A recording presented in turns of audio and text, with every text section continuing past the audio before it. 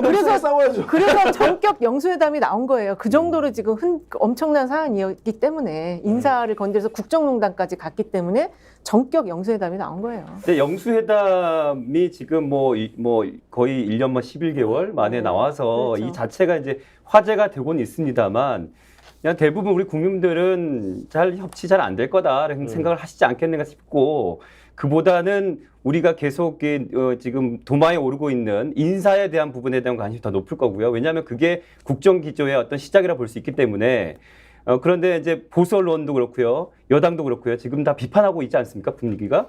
그렇다면 우리가 지금 얘기하는 아까 저는 실명 거론했지만 다들 몸을 사리시는 것 같아서 그 K분 그분이 믿을 놈 하나도 없네 생각을 하시면서 그러면 내가 과거에 친분이 있었던 뭐 그 전 장관께서도 그 얘기하셨잖아요. 전에 한 2년 전에 MBC 라디오 나오셔가지고 기획전시 할 때부터 난 문화부 기자로 있었다 친분이 있다고 얘기하셨기 때문에 그런 것들을 조합해서 토대로 본다면 아직도 결정나지 않은 그 인선에 대해서 그불이 남아 있기 때문에 인사에 대한 어떤 박 전 장관의 어떤 앞으로의 그 선택에 대한 부분들 이런 것들이 아주 굉장히 더 관심사가 아닐까 싶습니다. 특히 이제 그 K 라인을 제가 자꾸 오늘 너무 많이 등장하긴 하는데 왜냐하면은 그 최근에 민정수석실 부활 얘기가 나왔잖아요. 법률수석실 신설 이게 그거와 함께 그 지금 검찰 내 분위기가 좀 이상하다. 그리고 K에 대한 어떤 소환 얘기도 나왔단 말이에요. 그래서 이제 그 K 쪽에서 더 이거를 심각하게 그러니까 자기 목줄을 죄는 걸로 받아들여서 이걸 한번 던져본 것일 수도 있어요. 상의하지 않고.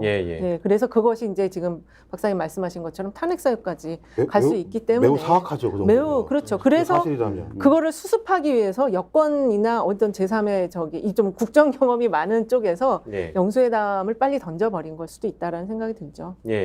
오늘 안 그래도 그 동아일보였나요? 그 칼럼을 보니까 검찰 소환해서 조사받아라. 김건희 여사한테 아예 그 주문하는 칼럼이 나왔더라고요. 이제 그거 보고 나서 아마 뜨끔하셨던 분들이 몇 분 계실 것 같은데 이제 그런 여러 가지 어떤 부담들이 작용하지 않았겠느냐라는 이제 그 말씀까지 좀 드리면서 타임라인을 좀 역순으로 따라가 보면 총선 이후에 대통령은 56자 사과를 이관섭 비서실장에게 시켜서 이제 대독을 하게 만들고요. 대통령이 국무회의에서 모두 발언을 통해서 국정 방향은 옳은데 국민 니네들이 못 느낀 거야. 이런 발언을 해버리고 비공식 회의 시간에 뭐 사죄를 했다. 비공개 사과. 반성을 했다라는 의미를 또 전원으로 참모들이 언론에 릴리즈를 하는 촌극을 또 벌이고요.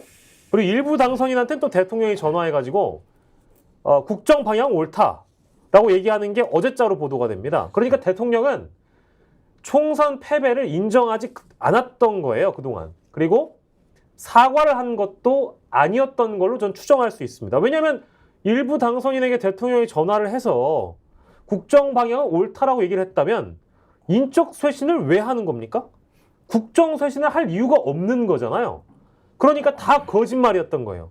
그런 상황에서 인적 쇄신의 논란의 한 결로 박영선, 양정철 이 비공식 라인으로부터 추천받은 인사들 논란이 터져버리고 그런 사이에 또 영수회담이 나온 거예요. 그러니까 이게 지금 불과 일주일, 7일, 8일 사이에 이슈를 덮는 과정에서 뭐 하나 야권 쪽에서 제기되는 특검, 총선 승리로 인해서 우리 국민의 민의가 대변돼야 되는 의제들 이거 하나가 제대로 보도가 되는 게 없는 것 같아요. 저는 이제 오늘 영수회담 주제 중요한데 아까 김종욱 박사님이 말씀하신 것처럼 뭔가 자꾸 이제 우리가 이런 얘기를 하면서 놀아나는 느낌을 지울 수가 없다라는 거예요. 그래서 저도 이제 무슨 생각이 드냐면 이 부부는 일심동체 같은데 제 느낌에 그리고 제일 문제는 지금 4인방이라는 얘기가 나오는 사람들이 간신 3인방? 간신 3인방이 있고 아니요 4인방이라는 또 얘기가 나오는데 이 사람들이 가장 핵심 라인에 포진해 있어요. 의전 홍보 기획에 포진돼 있는데 이 사람들이 이제 수석 비서관들도 뭐라고 할 수 없는 사람들이 지금까지 어찌 보면 어떤 김건희 씨, 제가 앞으로 K라고 안 하겠습니다. 김건희 씨와 어떤 뭐 그쪽 라인이라는 얘기 다 듣는 거니까. 그리고 그것 때문에 국민의힘 내부에서도 문제 제기를 많이 했던 걸로 알고 있기 때문에 벌어졌기 때문에 저는 공식 라인과 무관하게 이 비공식 라인 지금까지 계속 이걸 끌고 왔다라고 볼 수밖에 없는 것이고, 저는 대통령도 이걸 몰랐을 리가 없을 거라고 봐요.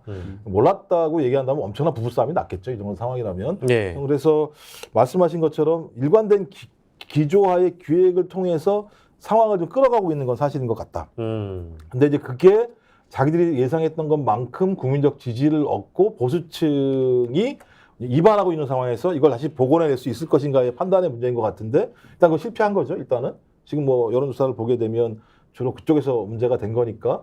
그래서 이 주말 다음 주 초 상황을 봐야 될 것 같고, 제가 매번 말씀드립니다만 다음 주 갤럽 조사가 중요할 것 같아요. 다음 주 금요일 갤럽 조사. 갤럽 조사를 했을 때 보수층의 지금 3분의 1 정도가 무너진 것 같은데 보면 거기가 복원이 안 된다면 제가 볼 때 무슨 수를 쓰더라도 안 된다. 그러니까 제가 볼 때 다 받아야 된다. 대통령이 야권의 요구를 다 받아야 된다. 안 받으면 제가 수습이 안 되는 거고 강대강 대치로 갈 수밖에 없고, 그럼 제가 볼 때는 계속 조중동 이런 데서는 김건희 씨 수사받게 해라.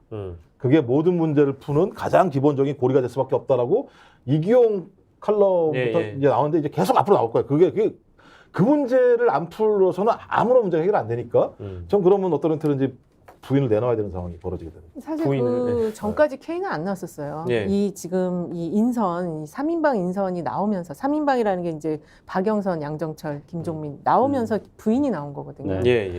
그래서 그 전에는 나오지 않았었다. 그러니까 김건희 씨가 엄청 그 불안감에 떨다가 지금 완전히 엄청 이제 실수가 아니죠. 이거 농단을 한 거죠, 지금. 그리고 이제 그 뭐 3명이든 4명이든 그 양정철이나 박영선 전 장관에 대한 인사 추천이나 이런 것들을 주도했던 직원들, 대통령실 직원들의 경우에도 든든한 뒷배가 있었기 때문에 이제 그런 과감한 행위를 했을 수밖에 없는 거잖아요. 이거 대통령실에서 못해요. 그러니까 이제 공식 라인이 모르게 이런 일을, 그러니까 두 분 다 사실 청와대 계셨으니까 이건 말이 안 되는 얘기잖아요.